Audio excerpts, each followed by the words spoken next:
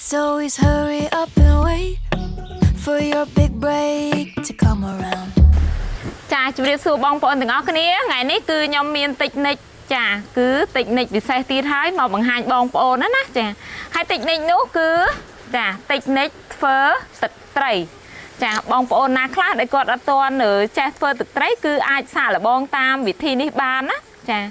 ឬមួយបងប្អូនមានតិចនិចអ្វីដែលថាល្អប្លែកដែលតាក់ទងទៅនឹងទឹកត្រីអាចខមមិនប្រាប់នាងខ្ញុំផងតោះឥឡូវហ្នឹងមកមើលគ្រឿងផ្សំថាទឹកត្រីរបស់ខ្ញុំហ្នឹងគឺមានគ្រឿងផ្សំអីខ្លះតោះឥឡូវហ្នឹងចូលមើលទាំងអស់គ្នាចាគ្រឿងផ្សំគោលរបស់យើងហ្នឹងគឺយើងមានទឹកប្រហុកហើយបើសម្រាប់ខ្ញុំផងគឺនេះគឺខ្ញុំមានទឹកប្រហុកខ្មែរដែលយើងញ៉ាំទៅវានៅសល់រាងទឹកចឹងណាបងប្អូនហើយបន្ទាប់មកគឺខ្ញុំច្រាំប្រហុកខ្មែរហ្នឹងគឺខ្ញុំច្រាំដាក់លាយជាមួយតែម្ដងណាចាចាបន្ទាប់ពីប្រហុកគឺយើងប្រើខ្ទឹមសហើយសម្រាប់ខ្ទឹមសហ្នឹងផងដែរគឺយើងប្រើសបកឲ្យរាងច្រើនបន្តិចណាសបកខ្ទឹមសណាចាហើយយើងដំនេះដំខ្ទឹមហ្នឹងដាក់ខ្លះទៅចាហើយបន្ទាប់មកទៀតគឺយើងមានអំពៅនេះគឺយើងមានអំពៅណាចាហើយយើងត្រូវការប្រើស្ករត្នោតបងប្អូននេះស្ករខ្មែររបស់យើងប៊ីចេងហើយនឹងអំបិលចាគ្រឿងផ្សំរបស់យើងគឺមានតែ6មុខប៉ុណ្្នឹងឯងចាប៉ុន្តែនៅមួយមុខទៀតណាគឺទឹកគឺយើងត្រូវការថែមទឹកផងដែរណាតោះឥឡូវហ្នឹងបងប្អូនដឹងពីគ្រឿងផ្សំអស់ហើយឥឡូវហ្នឹងគឺយើងចាប់ផ្ដើមធ្វើទាំងអស់គ្នាចាសម្រាប់ខ្ទឹមនឹងផងដែរដោយដែលខ្ញុំបានបញ្ជាក់អញ្ចឹងគឺយើងត្រូវតែបកយកសបកខ្ទឹមឲ្យបានរាងច្រើនបន្តិចណាហើយយើងមានកាន់តែច្រើនកាន់តែល្អផងដែរនេះមុនហ្នឹងគឺយើងបកយកសបកណាប៉ុន្តែបកយកសបកគឺយើងដាក់ម្លែកតមកទៅគឺយើងត្រូវការយកមើមខ្ទឹមគឺយើងដាក់មើម2ដុំ3ដុំអញ្ចឹងណា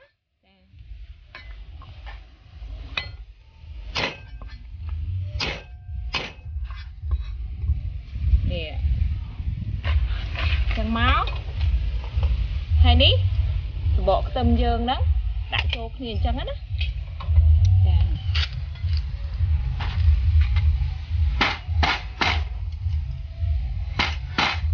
ហើយសម្រាប់អំពៅហ្នឹងផងគឺយើងត្រូវការសសបកចឹង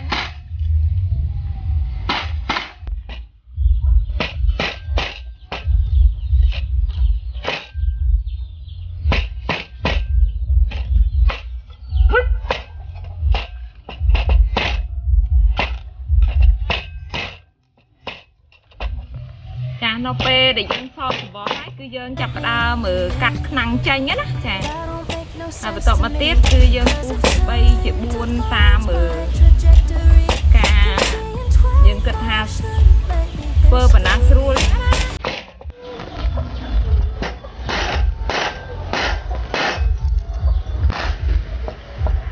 ចាអំពៅរបស់យើងគឺយើង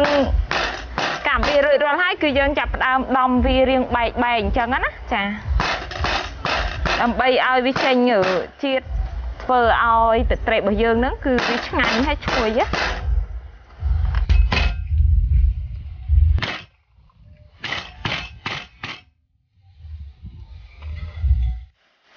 ចាឥឡូវហ្នឹងគឺដល់វគ្គស្ងោរហើយនេះជាដំបូងដាក់ឆ្នាំងទទេចូលមក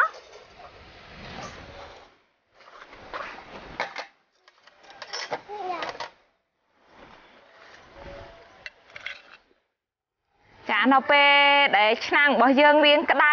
នេះគឺយើងចាប់ផ្ដើមដាក់ស្ករខ្មែររបស់យើងចូលមកតែម្ដង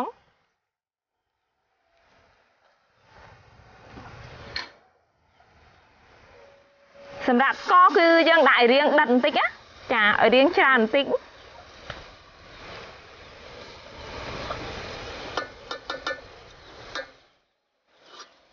ចា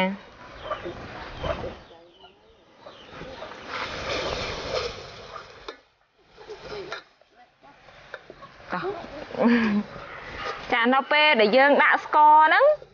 គឺយើងត្រូវតែវារហូតតតែរៀងឡើងជើងក្រងពណ៌រៀងក្រហមណាទើបទឹកត្រីរបស់យើងកើតហ្នឹងគឺល្អ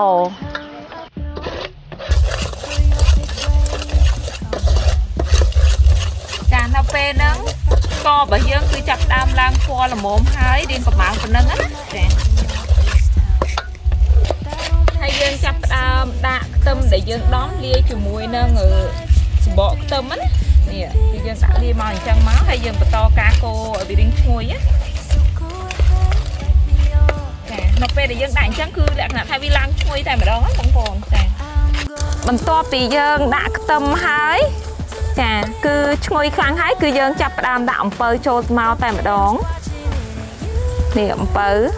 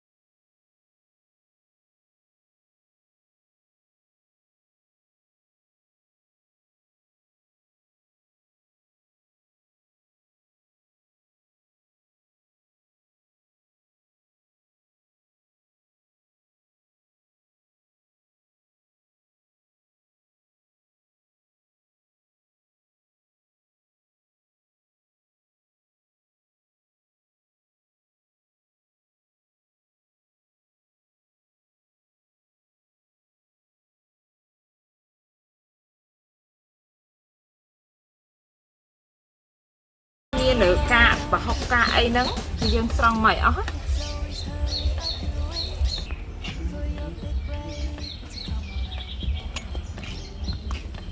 thấy cả nó còn đấy cứ dân ăn vô ấy cứ dân chào là vô tế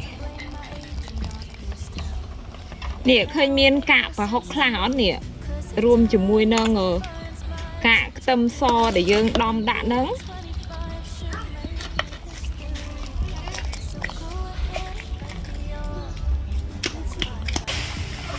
chà thực tế bây giờ cứ nè cứ pu riêng dụ đai hái là nó cứ dân chập đào mở lược cho sân á chà nó pe để dân đã cho khoang đáy cứ dân tục rồi hô to tại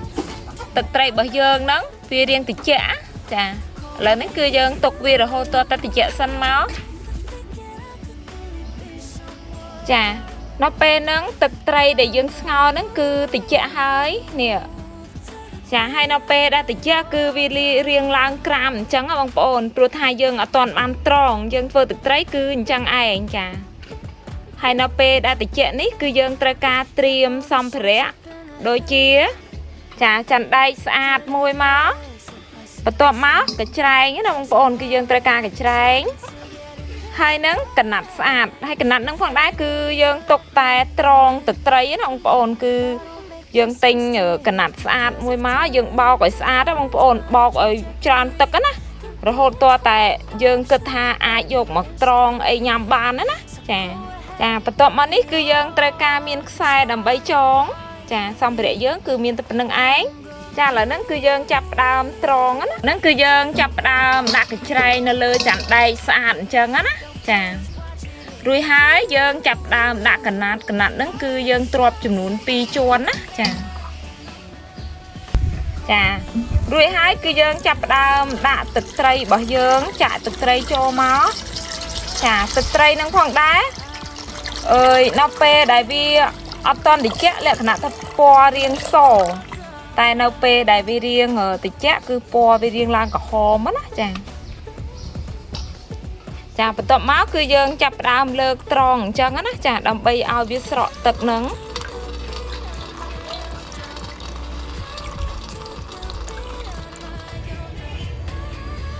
ចានៅពេលដែលយើងត្រង់ដំបងគឺលក្ខណៈថាវារាងល្អណាចាហើយបន្ទាប់នេះគឺមាន3ជាន់ណាចានេះគឺដំបងដំបងហ្នឹងគឺលក្ខណៈថាពណ៌វារាងនៅល្អយើងត្រូវតែត្រង់ម្ដងទៀតណាចានេះគឺយើងត្រង់ជាបន្ទាប់ទៀតនេះគឺកើតល្មមហើយនេះដូចថាវាថ្លាល្អប៉ុណ្ណឹងណាចាគឺថ្លាល្អមែនតើហើយរសជាតិឆ្ងាញ់ណាបងប្អូនអាចយកជ្រលក់ជាមួយនឹងត្រីឆ្អើរឬក៏ធ្វើទឹកត្រីស្វាយគឺរសជាតិឆ្ងាញ់ណាបងប្អូនតែបើយើងយកដាក់ស្លកាន់តែឈ្ងុយទៀតហើយស្លម្ជូរគ្រឿងស្លអីចឹងណាចាអាហ្នឹងយើងអាចយកធ្វើជាគ្រឿងផ្សំផ្សេងបានចាហើយសូមបញ្ជាក់ថានៅពេលដែលយើងត្រង់គឺកុំឲ្យវាហូរខ្លាំងពេកកាលណាវាហូរខ្លាំងពេកទឹកត្រីរបស់យើងគឺវាអត់ថ្លាល្អអញ្ចឹងណាចាគឺអត់ថ្លាល្អអញ្ចឹងទេគឺយើងឲ្យតក់តិចអញ្ចឹងទៅតក់អញ្ចឹងគឺកាន់តែល្អណា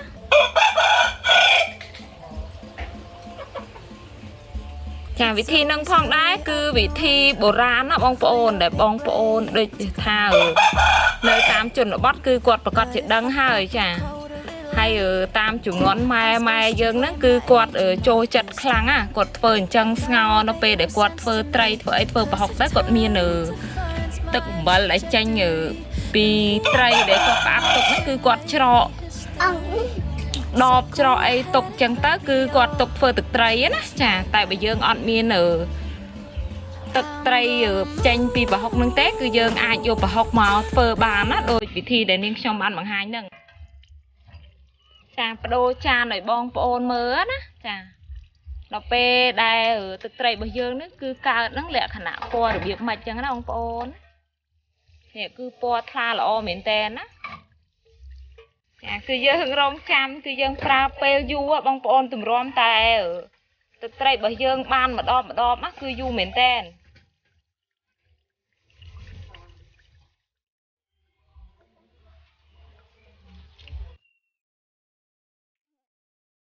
ចាបងប្អូននេះគឺទឹកត្រីដែលយើងសម្រក់រួចហើយណាចាគឺយើងត្រងរួចរាល់ហើយគឺលក្ខណៈថាយើងត្រងរហូតតតែទឹកត្រីរបស់យើងរាងថ្លាណាចានេះគឺពណ៌វាគឺឡើងពណ៌រាងកម្មៅល្អតែម្ដងហើយសម្រាប់រសជាតិវិញគឺឆ្ងាញ់ខ្លាំងចាបើសម្រាប់ខ្ញុំគឺឆ្ងាញ់ជាងដែលទិញគេណាតែចាហើយឥឡូវហ្នឹងគឺថាខ្ញុំចង់ដាក់វាចូលក្នុងដបចឹងណាបងប្អូនដើម្បីឲ្យបងប្អូននឹងបានឃើញថានៅពេលដែលដាក់ក្នុងដបហ្នឹងគឺវាមានពណ៌របៀបម៉េចចឹងណានេះ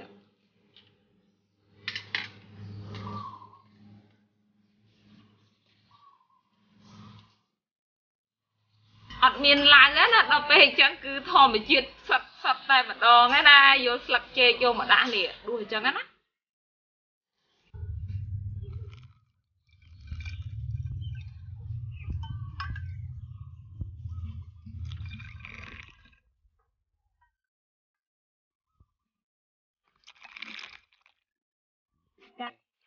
ចាទឹកត្រីនឹងផងដែរយើងដាក់នឹងក្នុងកឡអំបែងអញ្ចឹងល្អណាចាកុំឲ្យដាក់ក្នុងកឡជ័រឬក៏ដបជ័រគឺវាអត់ទៅល្អទេដាក់អញ្ចឹងទៅញ៉ាំទុកបានយូរបងប្អូនអត់ចេះខូចទេហើយអ្វីដែលពិសេសហ្នឹងគឺចង់ឲ្យបងប្អូនគាត់ចេះធ្វើណាជាពិសេសក្មេងជំនាន់ក្រោយអញ្ចឹងគាត់អត់សូវចេះធ្វើទេ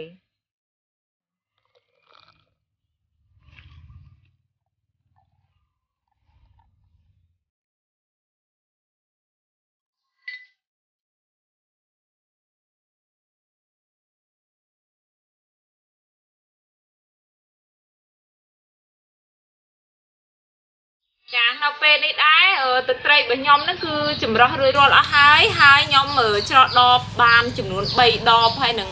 ចិត្តកន្លះណាចាពណ៌គឺល្អមែនតើបងប្អូនដល់ពេលដែលច្រកដបហើយនឹងនៅក្នុងកែវវារៀងធំទៅមើលរៀងពណ៌កម្មៅ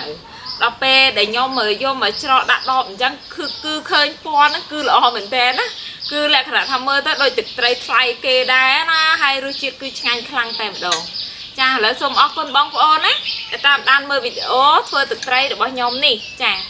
ហើយសូមអរគុណខ្លាំងមែនតើសម្រាប់បងប្អូនដែលតែងតែគាំទ្រវីដេអូរបស់ Channel ឌីសម្រាប់នេះផងដែរណាចាហើយសូមអរគុណសូមជម្រាបលាបាយបាយ